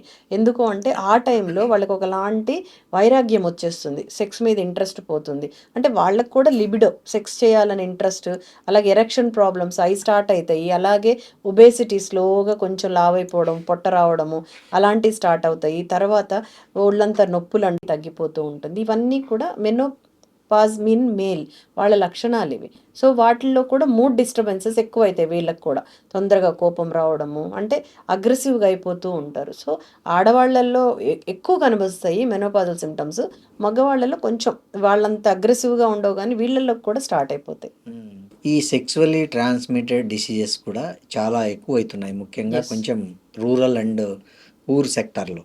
సో వీటికి అంటే అవగాహన కల్పించడానికి ఏం చేయాల్సి ఉంటుంది? మెయిన్ వీళ్ళకి ఎడ్యుకేషన్ ఇవ్వాలండి. ఇది మెయిన్ హైజీన్ ప్రాసెస్. హైజీన్ సరిగ్గా ఉండక, అంటే వీళ్ళు సెక్స్ అయిన తర్వాత వెళ్ళి వాష్ చేసుకోవాలి, తర్వాత మంచి బట్టలే వేసుకోవాలి, ఇవన్నీ వీళ్ళకి తెలీదు. దానివల్ల వాళ్ళకి మనకి ఆ మెన్స్ట్రువల్ ఏదైతే మనం చెప్పామో హైజీను, అలాగే మగవాళ్ళలో కూడా హైజీన్ గురించి చెప్పాలి. అది లేకనే సెక్షువల్లీ ట్రాన్స్మిటెడ్ డిసీజ్ వస్తూ ఉంటాయి. అది కూడా కాకుండా మల్టిపుల్ సెక్షువల్ పార్ట్నర్స్, అది చాలా చాలా డేంజరస్. అంటే వేరే వేరే మహిళలతో కలవడము, వీళ్ళు మగవాళ్ళతో కలవడం, ఇవి చేసినప్పుడు ఏమంటే ఆ వైరస్లు, ఈ వైరస్ ఆ వైరస్ అన్నీ కలిసి ఎక్కువ ఇన్ఫెక్షన్స్ వస్తూ ఉంటాయి. అందుకని మనకు ఒక టైంలో హెచ్ఐవి అనేది విపరీతంగా ఉన్నింది. ఇప్పుడు లక్కీగా అది తగ్గుముఖం పట్టింది. ఇవన్నీ కూడా సెక్షువల్లీ ట్రాన్స్మిటెడ్ డిసీజెస్. ఈ మహిళలకు సంబంధించి మీరు ఇందాక మనం మాట్లాడుకున్నాము, ఈ పిల్లలు పుట్టకపోవడం అనే సమస్య బాగైంది. అందుకని ఎక్కడ పడితే అక్కడ ఇబ్బడి ముబ్బడిగా ఈ క్లినిక్లు వచ్చేసాయి, ఐవీఎఫ్ సెంటర్స్. సో వాటివి మంచిది చెడ్డది అనేది ఎలా ఐడెంటిఫై చేయాలండి? అది కూడా చాలా పెద్ద ప్రాబ్లం ఇప్పుడు. ఎలా ఐడెంటిఫై చేయాలి అని అంటే, మేమేం చెప్తామంటే ఎవరైతే కపుల్ దానికోసం వెళ్తున్నారో ఇన్ డీటెయిల్గా అడగాలి. వీళ్ళ ఆతృత, మనకు ముందు ఐవీఎఫ్ ప్రెగ్నెన్సీ అయిపోవాలనుకుంటున్నారు, కానీ అది లీగల్లా కాదా, వాళ్ళకి అన్ని లీగాలిటీ ఉందా లేదా, సెంటర్ని గుర్తింపు ఉందా లేదా, వీళ్ళు మనకు అన్ని ముందే చెప్పాలి, కౌన్సిలింగ్ ప్రాపర్గా ఇవ్వాలి, ఎగ్ నాదేనా, స్పర్మ్ మాదేనా, మా హస్బెండ్ అనేది అన్నిటికీ ఎవిడెన్స్లు తీసుకోవాలి. వీళ్ళు ఫస్ట్ టైం దాని మీద స్పెండ్ చేయమని అడుగుతున్నాం. వీళ్ళు ఏంటంటే ఫస్ట్ ఏదో ఒకటి అయిపోయినాయి అంటే ఇంకొకటి డిస్కౌంట్లు, తక్కువ డబ్బులు ఉండే వాళ్ళ దగ్గరికి వెళ్ళిపోతారు. తక్కువ డబ్బులు ఉంటే అంటే మాకు పని అయిపోతే చాలు అనుకుంటున్నారు, కానీ తక్కువ డబ్బులు ఎప్పుడు పెడతారు? వీళ్ళు ప్రాపర్గా లేకపోతేనే కదా తక్కువ డబ్బులు పెట్టగలరు. అంటే లీగల్గా మెయింటైన్ చేసుకుంటూ అన్ని సర్టిఫికేట్స్ పెట్టి కరెక్ట్గా చేయగలిగితే మనం ఎట్లా చేయగలుగుతాము అని. అంటే తక్కువ చేస్తున్నారు అనగానే వెళ్ళడం కాదు, పర్వాలేదు, కొంతమంది మంచి దృక్పథంతో కూడా చేస్తున్నారేమో, కానీ వాళ్ళ దగ్గరికి వెళ్ళి అన్నీ అడగండి. ఇప్పుడు మీకు గూగుల్ ఓపెన్ చేస్తే అన్నీ ఇచ్చేస్తాడు, ఎథికల్ కమిటీ అని ఉంటుంది, అవన్నీ ఓపెన్ చేయండి, చక్కగా చూసుకోండి, మాట్లాడండి, డిస్కస్ చేయండి. లేదంటే ఒక సెకండ్ ఒపీనియన్ తీసుకోండి. ఈ ప్లేస్కి వెళ్తున్నాము, మీకు తెలిసిన ఇప్పుడు ప్రతి వాళ్ళకి ఒక ఫ్యామిలీ డాక్టర్ అని ఉంటారు. పాతకాలం నుంచి అది అలవాటు కదా, అది ఎవరైనా కావచ్చు, ఒక డాక్టర్ని వాళ్ళు ఒక ఆర్ఎంపీ అయినా కావచ్చు. సో ఇదండి, వాళ్ళైతే అబద్ధం చెప్పరు కదా, మీకు మంచి కోరే వాళ్ళతో మాట్లాడండి. ఎక్కడికో వెళ్ళి ఏదో చేసుకుంటే ఐవీఎఫ్ ఎవరికి చెప్పుకోకూడదు, అట్లా అవసరం ఏముంది? ఐవీఎఫ్ చెప్పుకోవడానికి కూడా కొంతమంది సిగ్గుపడతారు, భయపడతారు, వాళ్ళు ఏమనుకుంటారని. అట్లా కాదు, మీరు ఓపెన్గా లీగల్గా చేసుకుంటేనే. తర్వాత మొన్న జరిగిన ఇన్సిడెంట్స్ లాగా నీ బేబీ నాదా కాదా అనే సందిగ్ధంలో పడిపోతారు. ఈ మధ్య ఒకటి చూశారు మీరు కూడా, 3 ఏళ్ల పాపను ఒక తండ్రి హత్య చేశాడు. ఎందుకంటే నాకు పుట్టలేదు అని. అదే కదా మరి ఇప్పుడేంటంటే నమ్మకాలు లేవు. ఫస్ట్ ఆఫ్ ఆల్ ఇప్పుడు అది చాలా ఈగో ప్రాబ్లమ్స్ వచ్చేస్తున్నాయి. అండ్ మనం ఎక్కువ చూస్తున్నాము ఈ వేరే వేరే అక్రమ సంబంధాలు ఇవన్నీ. వీటి వల్ల అందులో ఆల్రెడీ మనకేంటంటే ఒకలాంటి చెప్పాను కదా! మనం చూస్తే సోషల్ మీడియా మొత్తము వీటి మీదే క్రేజ్ ఎక్కువ. జనాలకి మంచి నచ్చదు. చెడు. ఇప్పుడు మీరు చూస్తే కూడా వీడియోస్ హెల్త్ గురించి చెప్పిన వీడియోస్ కంటే ఇలాంటి వీడియోస్‌కి చాలా క్రేజ్ వైరల్ అవుతూ ఉంటాయి. ఎందుకంటే చెడుని తొందరగా ఆకర్షిస్తుంది మనసు, బ్రెయిన్. సో, దానివల్లనే వీళ్ళకి అనుమానాలు. అంటే అది అక్కడ జరిగింది మనం అది చూసాము. దానికి రిలేటెడ్‌గా కొంచెం ఏదైనా జరిగితే ఓహ్! నా వైఫ్‌లో ఏదో లోపం ఉంది. ఆ బేబీ నాది కాదు. అంటే వాళ్ళు మానసికంగా వ ఒకలాంటి అలజడికి గురవుతున్నారు. ఇవన్నీ కూడా వాళ్ళకి లేనిపోనివి వాళ్ళకి నేర్పిచ్చేస్తుందనమాట. అంటే ఈ ఇన్సిడెంటు, ఆ ఇన్సిడెంటు, సో, వీళ్ళని భర్తను మోసం చేసేది, అక్కడ భార్యను మోసం చేసేది. ఇవన్నీ కూడా వీళ్ళకి లేనిపోనివి అనుమానాలు. అరే! ఇదే జరిగింది కదా! అప్పుడు గూడా. ఓహ్! ఆ సినిమాలో కూడా మనం ఇదే చూసాం. అలాగా వాళ్ళు రిలేట్ చేసేసుకుంటున్నారు. ఇంకోటండి, ఈ మధ్య పెళ్ళైన ఆడవాళ్ళల్లో చాలామంది అనుకోకుండా చాలా వెయిట్ పెరిగిపోతున్నాము. అసలు మేము చాలా ఫుడ్ కూడా చాలా తక్కువ తింటున్నా గానీ ఎందుకో వెయిట్ మాత్రం కంట్రోల్ కావట్లేదు అని ఆ కంప్లెయింట్స్ ఎక్కువుంటాయి. హ్మ్. ఎందుకంటారు అసలది? ఏం లేదండి. ఫుడ్డు కాదు హ్మ్. వీళ్ళు. హ్మ్. వీళ్ళేంటంటే మెయిన్ ఏంటంటే అట్లా చెప్తారు. కానీ మేము ఫుడ్ తక్కువ తింటాం. అట్లా హ్మ్. కానీ కాదు. ఫుడ్ తక్కువ తింటే ఎలా లావవుతారు? ప్రాపర్ ఫుడ్ తినరు. నేను చెప్పేదేంటంటే టైంకి తినరు. ఆ టైంకి తినక తిన్నది కాస్త ఫ్యాట్‌గా కన్వర్ట్ అయిపోతది. మీరు టైంకి తినండి. ప్రోటీన్ ఎక్కువ తినండి. ఫ్యాట్, కార్బోహైడ్రేట్ అంటే రైస్ వాళ్ళకి క్రేవింగ్ ఉంటుంది. ఇప్పుడుండే రైస్, అప్పుడుండే రైస్ ఎంత డిఫరెన్స్. ఇప్పుడంతా అవును. పాలిష్డ్ తింటున్నాం. అవును. మనం అలా తినకూడదు. పాలిష్డ్ రైస్ తినకూడదు. అది మార్చుకోండి. మార్చుకొని మెయిన్ యాక్టివిటీ ఎక్సర్సైజ్ అనేది జీరో. అసలిప్పుడు ఒకప్పుడు ఇంట్లో పని మనుషులు అన్ని అనేవాళ్ళు పనులు. ఎక్కడో అవును. ఇంట్లో అవును. అన్ని పనులైనా చేసుకునేవాళ్ళు. ఇప్పుడు అసలు అది కూడా లేదు కదా! పని మనుషులొస్తారు, అన్నీ చేసేస్తారు. మిక్సీలు, గ్రైండర్లు, వాషింగ్ మెషిన్‌లు ఇవైపోయినాయి. సో, ఒక చెమట చుక్క కూడా కారకుండా బాడీ అంతా కూడా ఫ్యాట్‌ని అక్యుములేట్ చేసుకొని ఒబెసిటీ వస్తుంది. మెయిన్ ఇంకోటేంటి తిన్న వెంటనే నిద్రపోతారు. అండ్ ఎక్కడో 12 గంటల దాకా మొబైల్స్ చూస్తూ ఉంటారు. సో, దీనివల్ల బాడీ మొత్తము మెటబాలిజం మొత్తం మొత్తం మారిపోతుంది. మారిపోతుంది. మనం చేసే తప్పులే అది. హ్మ్. ఇంకోటండి, ఈ మధ్య సోషల్‌గా మనం జూస్తే, ఈ సెలబ్రిటీస్‌కి కాకపోతే ఆ లేడీస్ అందరికి ఒక కామన్ ప్రాబ్లమ్ ఒకటి బయటకి ఎక్కడైనా క్రౌడ్‌లోకెళ్ళినా మొన్న 'నిధి అగర్వాల్' జూసాం, నిన్న 'సమంత' జూసాము. వాళ్ళ మీద పడి రక్కేసి, గోకేసి వాళ్ళని ఏదో ఒక అదేదో ఒక జంతు ప్రవర్తనలో చాలామంది వాళ్ళ మీద పడిపోతున్నారు. అసలు ఈ సైకాలజీని ఎట్లా అర్థం జేసుకోవాలి? యాస్ ఎ గైనకాలజిస్ట్‌గా మీరు దీన్ని ఎట్లా ఏమని జెప్తారు? దీనికి రీజన్స్, దీనికి సొల్యూషన్స్ ఏమని జెప్తారు? ఇదంతా కూడా రాక్షసానందం అండి. సునకానందం. ఇప్పుడు మీరు చెప్పారు సెలబ్రిటీలు కాబట్టి బయటకొచ్చారండి. ప్రతి అమ్మాయి ఏ అమ్మాయికి ఏ వయసైనా చూడండి ఒక ప్రొటెక్షన్ ఉందా? లేదు. ఎక్కడికెళ్ళినా కూడా ఆడవాళ్ళు కనపడితే గుడికెళ్ళినా కూడా వదలట్లేదండి. మాకెన్నో పర్సనల్ ప్రాబ్లమ్స్ చిన్నప్పటి నుంచి నేను కూడా ఎన్నో చూసాను. ఎప్పుడు చూసినా ఆ మనిషిని ఆడపిల్ల అనంగానే తాకుదామా అని ఒకలాంటి ఇది అంటే వాళ్ళేంటంటే సైకిక్ వాళ్ళందరూ. అంటే పర్వర్టెడ్ వాళ్ళు. వాళ్ళు మంచిగా ఉండి, అరే! నా ఇంట్లో ఒక తల్లుంది, నా చెల్లుంది, నా బిడ్డ, నా కూతుర్ని గూడా ఎవడైనా టచ్ చేస్తే ఇట్లా ఉంటుందని ఆలోచించేవాడైతే ఎవ్వరు చేయరండి. వీళ్ళందరికీ ఆలోచన ఉండదు. వాళ్ళ తల్లికొస్తే వచ్చినప్పుడు ఏమంటే గొడవలయిపోయి కొట్టేసి ఎదుటివాడిని చంపేయడానికి గూడా రెడీ అవుతారు. మరి అదే వాడు తీసుకొచ్చి మొన్న మనం ఒక ట్రైన్‌లో కూడా చూసాము. మీరు క్లిప్పింగ్స్ చూసుంటారు. అవును. ట్రైన్‌లో కూర్చొని చెయ్యి పెట్టి ఆ అమ్మాయిని టచ్ చేస్తున్నాడు. చిన్న పాప. అవును. చాలా చిన్న పాప 11 ఏళ్ళు. అంటే ఇప్పుడు ఇతనొక ఫాదరు. ఇతనికి ఇంట్లో వైఫ్ ఉండుంటుంది. పిల్లలు ఉండుంటారు కదా! అంతే. ఆడపిల్లలు లేకపోయినా ఎవరో ఒకళ్ళు ఆడవాళ్ళు మరి నువ్వు టచ్ చేసేటప్పుడు నువ్వెందుకు అనుకోవటం లేదది? అంటే వీళ్ళందరూ ఒకలాంటి సైకలాజికల్ ఆనందం. అదొక సునకానందం అంటారు కదా! అదెళ్లి అరేయ్! నేను 'నిధి అగర్వాల్‌ని టచ్ చేశానురా' అంటే ఆహా! అబ్బా! వీడు హీరోరా అనుకుంటారు అని ఒకలాంటి వాళ్ళదేదో అనుకుంటున్నారు కానీ, ఇది నీ చెల్లి చెప్పుకోలేకపోతున్నారు. వాళ్ళకి కూడా ఇవి జరిగుంటాయి. ఒక సినిమా హాల్‌కెళ్ళినప్పుడు, ఒక మార్కెట్‌కెళ్ళినప్పుడు, ఒక బట్టల షాప్‌కెళ్ళినప్పుడు, ఏ పబ్లిక్ ప్లేస్‌కెళ్ళినా ఆడవాళ్ళు సినిమాలలో. ఈవెన్ గుడులు గూడా వదలటం లేదు కదా! హ్మ్. గుడులు ఈవెన్ ఇప్పుడు మాలలేసుకుంటున్నారు స్వాములు. వాళ్ళు కూడా కామెంట్స్ చేస్తున్నారు. అంటే వాళ్ళకి ఆ భయము, దేవుడనే భయమా? లేదు మనం ఒక ఫ్యామిలీ మ్యాన్ ఉన్నాము. మనం ఇలా చెయ్యకూడదు. మనకి రిఫ్లెక్ట్ అవుతది. మనం చేసింది మనకి ఇలాగే అవుతదని ఒక ఇది కూడా లేదు. ఆ అమ్మాయి ఇప్పుడు 'నిధి అగర్వాల్' అయితే ఏంటి, 'సమంత' ఎంత కుమిలిపోతుంటారండి. ఇలాగ ప్రతి మహిళ ఈవెన్ 40 ఏళ్ళోళ్ళకి, 50 ఏళ్ళోళ్ళకి కూడా ఈ పరిస్థితులు ఎన్నో చూసుంటారు. నేనైతే నా చిన్నతనం నుంచి బస్సు ఎక్కాలంటే భయం, ఎవడొచ్చి ఎక్కడ టచ్ చేస్తాడని ఆ బాధ వర్ణనాతీతం ఉంటుంది. అలాంటివి బ్యాడ్ ఎక్స్పీరియన్సెస్ ఎన్నో ఉంటాయి. ప్రతి అమ్మాయికి ఉంటుందండి. ఇక్కడ డబ్బు ఉంది, డబ్బు లేదు కాదు, ప్రతి మహిళ టార్గెటెడ్ ఇక్కడ. ప్రతి మహిళ ఇప్పుడు ఏజ్ కూడా లేకుండా చిన్నపిల్లని ఎవడైనా ఎత్తుకుంటుంటే వాడు ఏ ఉద్దేశంతో ఎత్తుకుంటున్నాడో అర్థం కావట్లేదు. పాతకాలంలో అయినా ఒక అలా అనుకునే వాళ్ళం కాదు, కానీ పాతకాలంలో కూడా ఉన్నాయి, కానీ అవి బయటకు వచ్చేవి కాదు. బట్ ఇప్పుడు పెరిగిపోయినాయి. ఎందుకంటే నేను చెప్పేది ఏంటంటే ఈజీ అయిపోయింది. సెక్స్ అనేది ఇప్పుడు క్రేజ్. డబ్బు ఎలాగో ఫస్ట్ నుంచి క్రేజ్ ఉంది, ఇప్పుడు సెక్స్ అనేది క్రేజ్. అమ్మాయిని టచ్ చేయాలి, అమ్మాయిని ఏదో ఒకటి అనాలి అంటే ఆ దాంట్లో వీళ్ళకి ఒక ఆనందం వస్తుంది. కానీ వాళ్ళు ఎంత నలిగిపోతున్నారు, వాళ్ళ అమ్మాయి ఎంత ఏడ్చి ఉంటుంది, అది వాళ్ళకి ఎంత బ్యాడ్ ఎక్స్పీరియన్స్. ఎన్ని రోజులు మానసికంగా కొంతమంది అయితే ఇంట్లోంచి బయటికి రాకుండా మేము కౌన్సిలింగ్స్ ఇవ్వాల్సి వస్తుంది. లేదమ్మా మీకు ఇట్లా కాదు, మీరు ఇట్లా కాదు, ధైర్యంగా ఎదుర్కోండి అని. ఇప్పుడు మీరు గుడ్ టచ్ బ్యాడ్ టచ్ అని మన సినిమాల్లో కూడా చెప్తున్నాం. వాళ్ళకి చిన్నప్పుడు చెప్తాం. పెద్దవాళ్ళు ఎలా తప్పించుకుంటారండి? ఆమెకు సెలబ్రిటీ ఒక దానికి ఫంక్షన్కి వెళ్ళింది, ఏం అవసరము? మీరు వెళ్ళి ఆమెను టచ్ చేస్తే మీకు వచ్చేది ఏమి ఉండదు, కానీ ఆవిడ ఎంత నరకం అనుభవిస్తుంది. అలాగే ప్రతి మహిళ మనకి నచ్చని పనులు, నచ్చి టచ్ చేస్తే హస్బెండ్ తోటి హ్యాపీగా నచ్చని మనిషి టచ్ చేస్తే అదొక పురుగులు పాకినంత అసహ్యం, పాములు టచ్ చేస్తున్నంత అసహ్యం.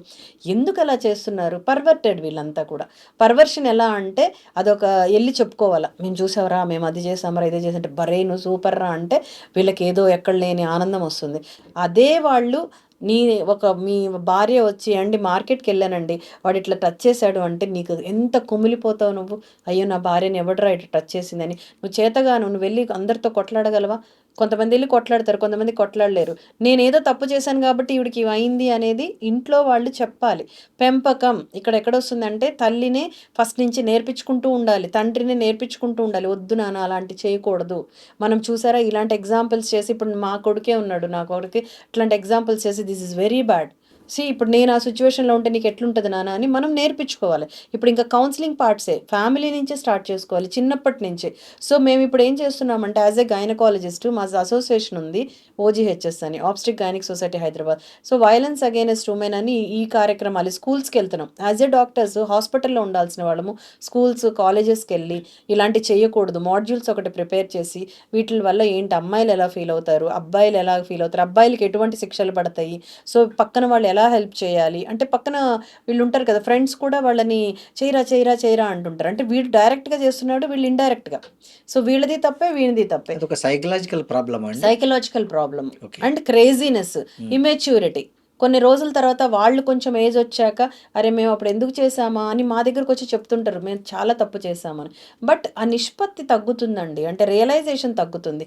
ఇప్పుడు అందరికీ ఏంటంటే జస్ట్ క్రేజీనెస్ అంతే. ఇప్పుడు మీరు యాజ్ ఎ గైనకాలజిస్ట్గా ఈ సమాజ సేవ చేస్తున్న భాగంగా మీరు చూసిన వరస్ట్ కేసు ఏదన్నా చెప్పగలరా? మీ మేము అనుభవంలో చూసిన మీ ఎక్స్పీరియన్స్లో ఉన్న ఒక వరస్ట్ కేసు. మేమేంటంటే గవర్నమెంట్ ఎంప్లాయీ కాబట్టి మాకు రేప్ కేసులు అవన్నీ వస్తుంటాయి. మేము వాటన్నిటికి ఎవిడెన్స్లు ఇవ్వడానికి కోర్టుకు కూడా వెళ్తుంటాము. తప్పదు, ఎందుకంటే మేమే వాళ్ళని ఫస్ట్ ట్రీట్ చేస్తుంటాము, లేకపోతే ఎవిడెన్స్లన్నీ కలెక్ట్ చేస్తాము వాళ్ళ దగ్గర. అవి చేసినప్పుడు నిన్న కూడా నేను ఒక పోలీస్ అకాడమీ గ్రూప్ 1 వాళ్ళకి ఉమెన్ ఎంపవర్మెంట్ దాని మీద వెళ్ళానండి లెక్చరర్ని. అక్కడ కూడా చెప్పాను, బికాజ్ మీరు ఆఫీసర్స్ మీరు ఇప్పటి నుంచే దీని మీద యాక్ట్ చేయాలని నా ఎక్స్పీరియన్స్ ఒకటి చెప్పాను. నేను డ్యూటీలో ఉన్నప్పుడు 5 నెలల పాప, చిన్న పాప, 5 నెలలు, సంవత్సరాలు కాదు 5 నెలలు, 5 months బేబీకి విపరీతమైన బ్లీడింగ్తో వచ్చింది. ఏంటి ఇంత చిన్న పిల్లకి ఏం బ్లీడింగ్ ఉంటుంది, అది కూడా వెజనల్ బ్లీడింగ్ అని చూస్తే అసలు అక్కడ ఏ పార్ట్ లేదు.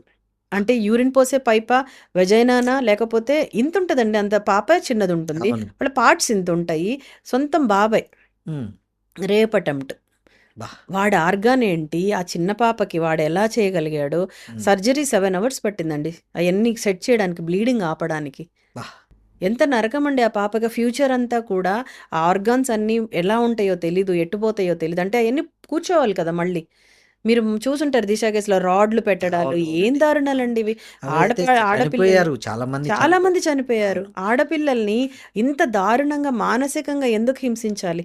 పోనీ మీకేమన్నా కక్షన, వాళ్ళు మీకేమన్నా నష్టం చేశారు? ఏముండదు, జస్ట్ మీ ఆనందం, పైశాచిక ఆనందం అంటాం వీటిని, మీ ఆనందం కోసం. తర్వాత ఇంకొకళ్ళని చూశాను, ఆ 80 ఏళ్ళ ముసలావిడని చూశాను. 80 ఏళ్ళ ముసలావిడ మీద అసలు మీ కోరికలు ఎలా కలుగుతాయి? 5 నెలల పాప మీద కోరికలు ఎలా వస్తాయి?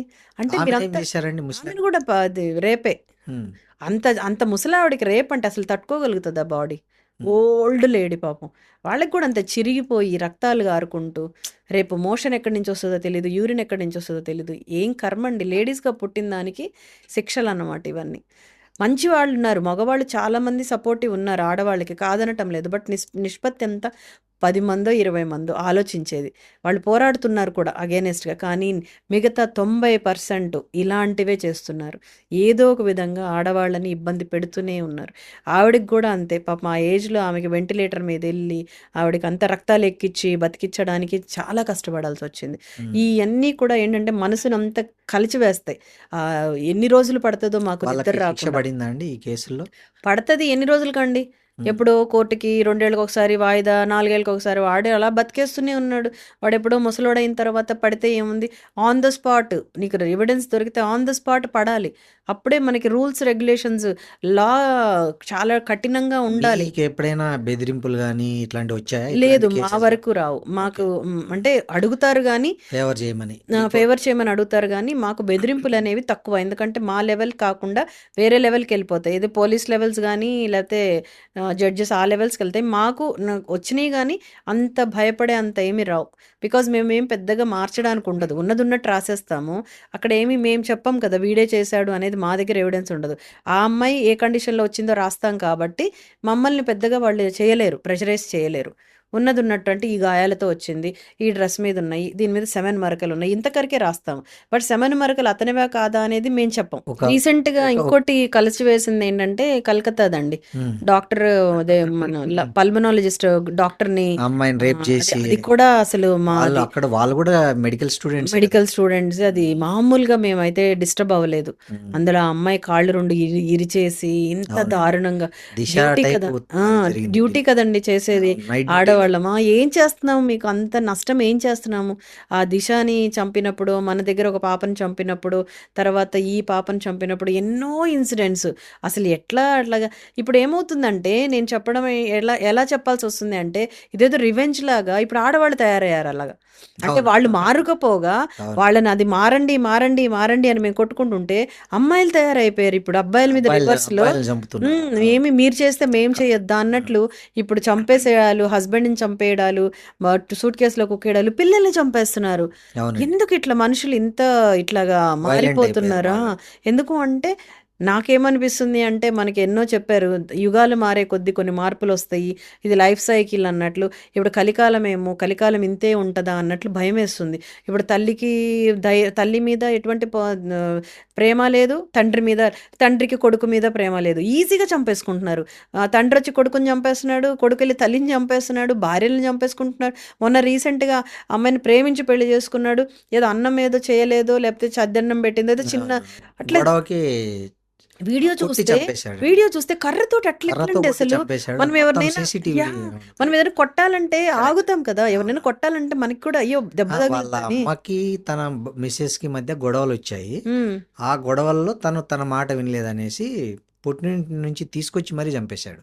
సీసీటీవీలో అవును. కనిపిస్తుంది. అవును. ఎంత ఒక పెద్ద కర్ర తీసుకొని పటా పటా పటా కొట్టేస్తున్నాడు. అంటే వీళ్ళకేంటంటే పోలీసులొస్తే ఏంటి, ఏదైతే ఏంటి అన్నట్లు. అంటే ఇంకో కొంతమంది నరికి తల తీసుకొని తల పోలీస్ తీసుకొని స్టేషన్‌లో చంపేసాం. పోలీస్ స్టేషన్ మొన్నైతే ఒక ఆమెని శవాన్నే యేసుకొని వచ్చేసాడు అవునవును. డైరెక్ట్‌గా. డైరెక్ట్‌గా పోలీస్ పోలీస్ స్టేషన్‌కి. స్టేషన్‌కి. అవును. ఏమోనండి ప్రపంచం ఎటుపోతుందో అర్థం గావట్లేదు.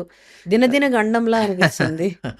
ఒక గైనకాలజిస్ట్‌గా వుమెన్ హెల్త్‌కు తీసుకోవాల్సిన 3 మెయిన్ ప్రికాషన్స్ ఏమంటే ఏం చెప్తారండి మీరు జనరల్‌గా? ఫస్ట్ ఆఫ్ ఆల్ హ్మ్. Think your self. నువ్వు ఓకే. హెల్తీగా ఉంటేనే నీ ఫ్యామిలీ హెల్తీగా ఉంటుంది. వీళ్ళందరూ ఏంటంటే నా ఫ్యామిలీ, నా ఫ్యామిలీ అని చిన్నప్పుడంతా ఇంట్లో చదువుకోవడం, తర్వాత భర్త, పిల్లలు, తర్వాత వాళ్ళ పెళ్ళిళ్ళు ఇవే అనుకుంటున్నారు కానీ మీ హెల్త్ ఇంపార్టెంట్. మీరు సంవత్సరానికి ఒక్కసారైనా ఒక డాక్టర్ దగ్గరికి, గైనకాలజిస్ట్ దగ్గరికి ఎళ్ళండి. నేను హెల్తీగా ఉన్నానా లేదా అనేది కంపల్సరీగా చూసుకోండి. తర్వాత రెండోది వుమెన్ ఎంపవర్మెంట్ అనే దాని గురించి ఎప్పుడు మాట్లాడుతున్నాం. చదవడం ఇంపార్టెంట్. ఎడ్యుకేషన్. ఎడ్యుకేషన్ ఉంటేనే మీకు మీ ఫ్యామిలీ కూడా బావుంటుంది. బికాజ్ మీ వల్ల ఫ్యామిలీ నడుస్తుంది. సో, ప్రతి మహిళ యాస్ ఎ గైనకాలజిస్ట్ నా కోరిక ఏంటంటే మీరు చదువుకుంటే మీతో పాటు, మీ హెల్త్‌తో పాటు మీ ఫ్యామిలీ మొత్తం హెల్తీగా ఉంటుంది. అలాగే మీకు సెల్ఫ్ కాన్ఫిడెన్స్ వస్తుంది. అంటే నేను నిలబడగలను. నేను ఏదైనా చేయగలను అనేది. తర్వాత మూడోది చాలా ఇంపార్టెంట్ ఏంటంటే ప్లీజ్ మీరు వీటిల్ని అంటే మగవాళ్ళు మనని ఏదో చేస్తున్నారని మనం ఇలా చెయ్యడము అనేది కాదు. ఇప్పుడు సిన్సియర్‌గా ఈ జనరేషన్ వాళ్ళకి. ఈ జనరేషన్‌లో ఈగోస్ వాడెంత డైవర్స్ తీసుకుంటాను అని అమ్మాయిలు చాలా ఈజీగా ఎళ్ళిపోతున్నారు. కాదు కదా! ఇది లైఫ్. ఇప్పుడు వేరే డైవర్స్ తీసుకుంటే మళ్ళీ వేరే వాడినైనా చేసుకోవాల్సిందే కదా! అవును. సో, అది కాకుండా కొంచెం నిదానించండి. కొంచెం ఇప్పుడు మీరు ఓపెన్ మైండ్‌తో ఉండండి. ఆలోచించండి. వాళ్ళేం చేస్తున్నారు, మనము అది చేస్తున్నాం కాదు. ఎక్కడ గొడవ స్టార్ట్ అవుతుంది. కొంచెం మనం కింద మీద ఎందుకు అయిపోతున్నాము. ఆ అగ్రెసివ్‌నెస్, ఆ ఈగోస్ అవన్నీ తగ్గించుకోండి. And health is more important అని మీరనుకుంటే ఎర్లీ మ్యారేజెస్, టైంకి పెళ్లి చేసుకోవడం, టైంకి పిల్లలు కనడము, ఈ ఫుడ్ గురించి జాగ్రత్తలు తీసుకోవడము, మంచి వ్యాయామం చేయడము, మెడిటేషన్ లాంటిది అలవాటు చేసుకోండి. Stress busters. మెడిటేషన్ వల్ల ఏమవుతుంది అంటే మీలో మానసికంగా అలజడి తగ్గి మీరు కాన్ఫిడెంట్‌గా తయారవుతారు. అండ్ మీ ద్వారా పాజిటివ్ వైబ్స్ పక్కన వాళ్ళకి గూడా ఇయ్యగలుగుతారు. So, try to do meditation 20 minutes every day. Thank you అండి శ్రవంతి గారు. చాలా థ్యాంక్ యూ శ్రీనివాస్ గారు. విలువైన విషయాలు చెప్పారు. Thank you very much. Thank you అండి. Thank you very much.